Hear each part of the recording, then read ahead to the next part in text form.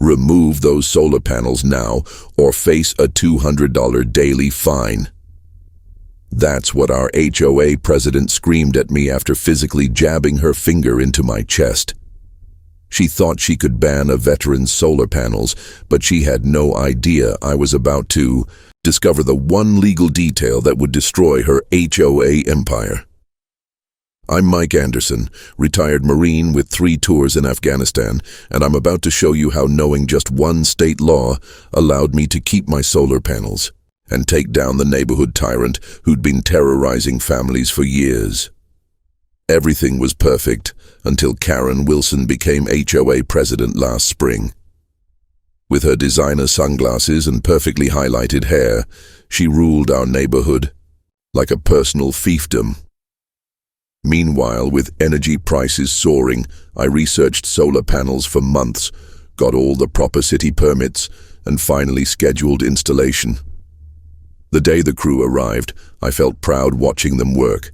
This was an investment in our future and our planet, but my satisfaction vanished when furious knocking erupted at my door. There stood Karen, clutching a bright red folder pointing dramatically at my roof. "What do you think you're doing?" she demanded. Little did she know, her attempt to stop my solar installation would expose the one legal detail that would not only protect my rights, but transform our entire community. "Installing solar panels," I replied calmly. "They're fully permitted by the city." Karen's face twisted into a scowl as she thrust the folder at me. Section 12, Paragraph 4 of the HOA Covenant clearly states that all exterior modifications require board approval, she practically spat. "These panels are an eyesore and will bring down property values. Remove them immediately or face daily fines starting at $200. The board meeting is tomorrow night. Don't bother coming. Your request is already denied." I stood there watching her march back to her immaculate Tudor-style home across the street. The installation crew looked uncomfortable. "Do you want us to stop, sir?" the foreman asked.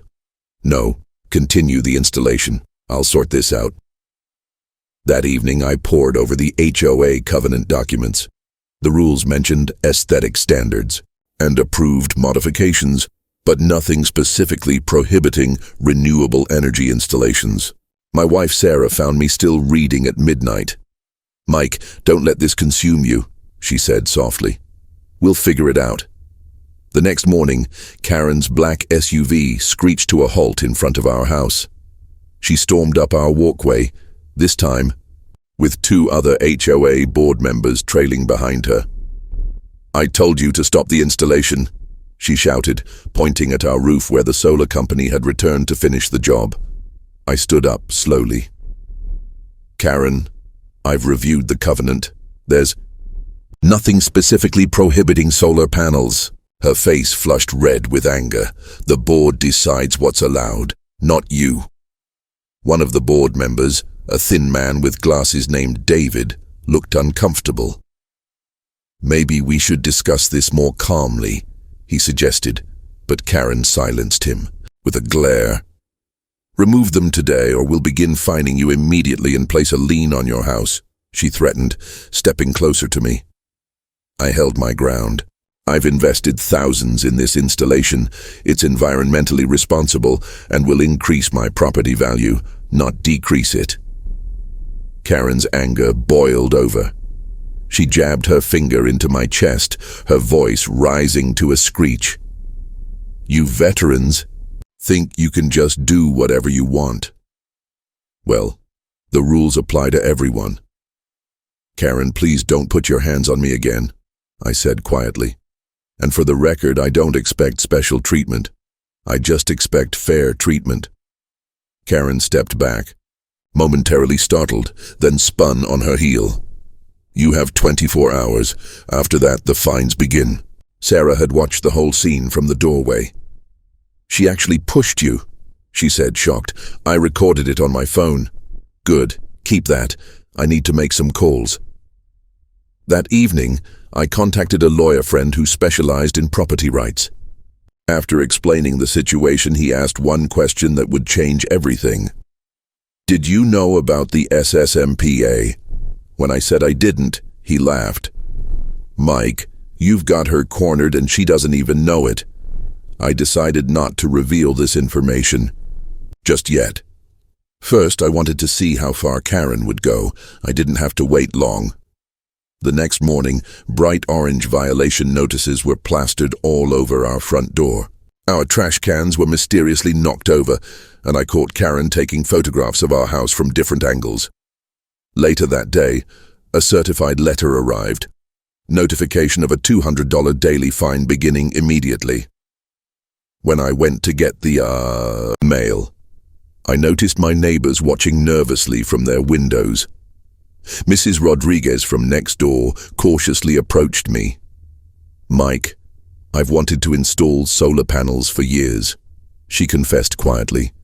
I've been too afraid of Karen to even try. Thompson family had been fined for their basketball hoop. The elderly couple on the corner had received violations for their excessive garden decorations.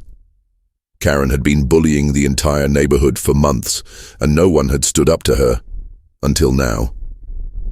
That night, I sat at my kitchen table making notes, preparing my strategy. Sarah watched me with concern. "What are you planning, Mike?" I looked up from my papers. "I'm going to attend the HOA meeting tomorrow night, and I'm going to bring some information that Karen won't be expecting." Word had spread about my confrontation with Karen, and neighbors were curious to see what would happen. As I prepared my documents, I thought about all the families who'd been suffering under Karen's tyranny. This wasn't just about my solar panels anymore. It was about reclaiming our community from a bully who'd forgotten that an HOA should serve its residents, not terrorize them. I tucked my folder under my arm, kissed Sarah goodbye, and headed to the community center, ready for the showdown that would change everything. The community center was packed that evening. Karen sat at the front table with the other board members, her red folder prominently displayed. She smiled smugly when she saw me enter. "Let's begin," she announced, tapping her gavel. "First order of business, covenant violations." She clicked through a PowerPoint presentation showing various violations throughout the neighborhood. My house was featured prominently, with close-up photos of the solar panels from multiple angles. As you can see, Karen narrated with obvious satisfaction. Some residents believe they're above our community standards. Several neighbors shifted uncomfortably in their seats.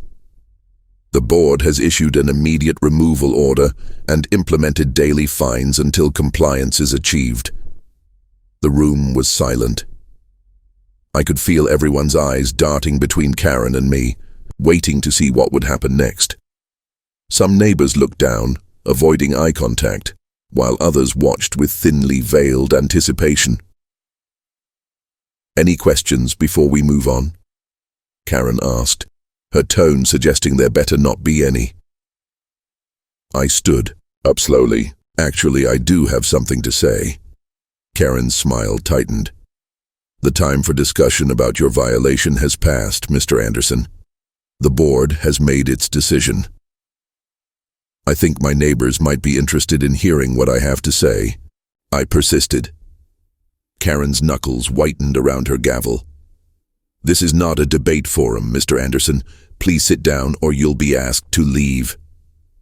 A few gasps rippled through the crowd. David, the vice president, shifted uncomfortably in his seat, remained standing. "Karen, you've been terrorizing this neighborhood for months. Today that ends." "Security," Karen called out, though our HOA had no such thing. "Remove Mr. Anderson immediately." No one moved. The tension in the room was palpable. It was the moment of truth. Back down and lose everything, or take a stand and risk even more severe consequences. I walked to the front of the room, my folder clutched tightly in my hand. Karen's face contorted with rage as I approached the board table. "This is completely unacceptable," she sputtered. "You are out of order." I opened my folder and faced the crowd of my neighbors. Everything hinged on what I was about to reveal. I'd like to inform everyone about the Solar Rights Act and Solar Shade Management Protection Act, I said clearly, making eye contact with neighbors around the room. State law that specifically protects homeowners' rights to install solar energy systems, even in HOA-controlled communities. I began distributing copies of the legal statute. This law explicitly limits HOA's ability to restrict solar installations as long as they meet certain reasonable standards. My installation is fully compliant with city code and properly permitted. Karen's face had turned ashen. This is just your interpretation. Your attorney should have informed you that attempting to enforce restrictions against solar installations is not only invalid, but potentially opens the HOA to legal liability, I continued calmly. Additionally, the law prohibits HOAs from singling out and harassing homeowners who exercise their rights under this statute. I pulled out my phone. Which brings me to the video my wife recorded yesterday, showing you pushing me on my own property while threatening me with invalid fines. The color drained from Karen's face. David leaned over to whisper something to her. She shook her head frantically. I've spoken with several other homeowners who have experienced similar harassment. Mrs. Rodriguez wanted solar panels too, but was too intimidated to install them. Mrs. Rodriguez stood up nervously. It's true, she said. I was told informally that any request would be denied. Suddenly others began speaking up.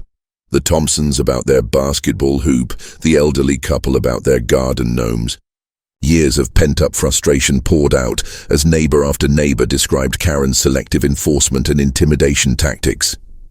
Karen banged her gavel repeatedly. This is out of order. This meeting has an agenda. But no one was listening to her anymore. The community had found its collective voice. David finally stood up. As HOA Vice President, I move that we immediately suspend all fines related to the Anderson property and review our covenant for compliance with state law. Another board member quickly seconded the motion. Karen looked betrayed. David, you can't be serious. Karen, he's right about the law. We could be facing serious legal consequences if we persist. The vote was quick and decisive. The board voted 4-1 to suspend the fines, with only Karen voting against. There's one more thing, I said, pulling out another document. This is a petition signed by over 70% of homeowners calling for a special election of HOA officers, as allowed in our bylaws. People are tired of the harassment, the arbitrary enforcement, and the hostile environment that's been created. Karen stood up, knocking over her chair. This is ridiculous. I've done nothing but protect property values and community standards. That's when Mrs. Thompson, a quiet woman who rarely spoke at meetings, stood up.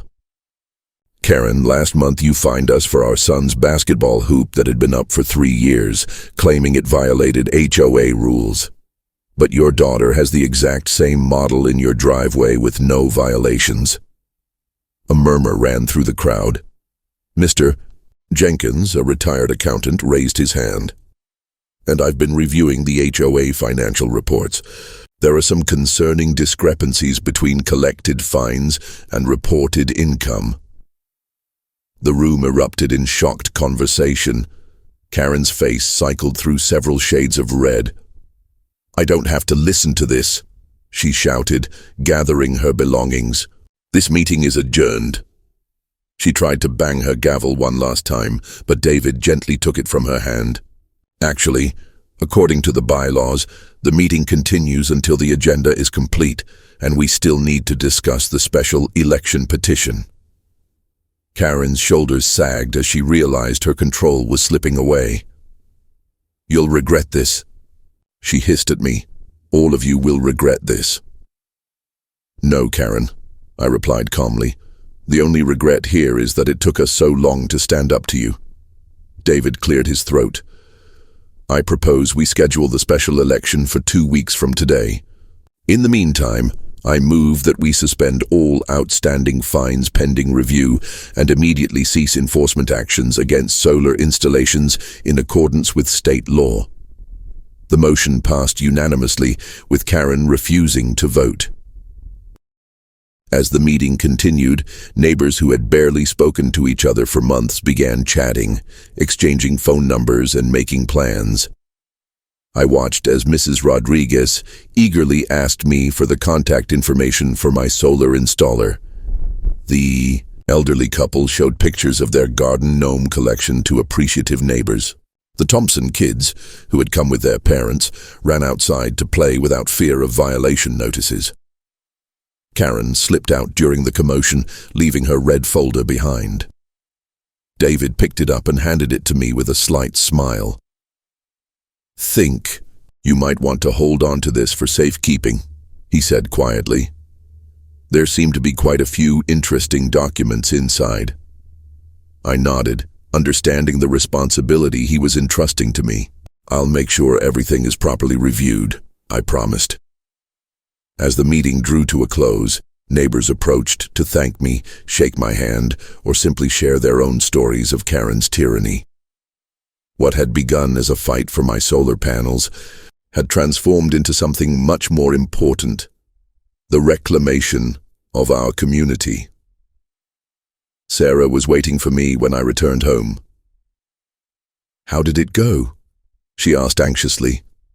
I smiled, setting down Karen's red folder on our kitchen table. "Let's just say the sun is going to shine a little brighter on Meadowbrook Estates from now on." The following weeks transformed our community. Karen resigned rather than face the special election, claiming personal reasons, though everyone knew the truth. David became president and immediately began creating reasonable, legally compliant guidelines with homeowner input. My solar panels remained in place, reducing our electric bill by over 70%. Mrs. Rodriguez finally installed her long-desired solar panels. The Thompson kids played basketball freely. The elderly couple's garden gnome collection grew to 15. 3 months later, we held a neighborhood barbecue. As I flipped burgers, David approached me with a cold drink. "I never would have had the courage to stand up to Karen if you hadn't done it first." I shrugged. "Sometimes you have to fight for what's right, even when it's difficult." "Your military background must have helped," he observed. "In the Marines, I learned the importance of standing up for those who can't stand up for themselves. This neighborhood is my new team." Karen's house still had a "for sale" sign in the yard. A young military family eventually bought it. When they mentioned wanting to install solar panels, David personally welcomed them and provided information about the permit process. Sometimes I think about how differently things might have turned out if I had simply given in. Standing up to bullies isn't easy, whether they're on the playground or in the HOA boardroom. But the most important battles are the ones fought for others, not just ourselves.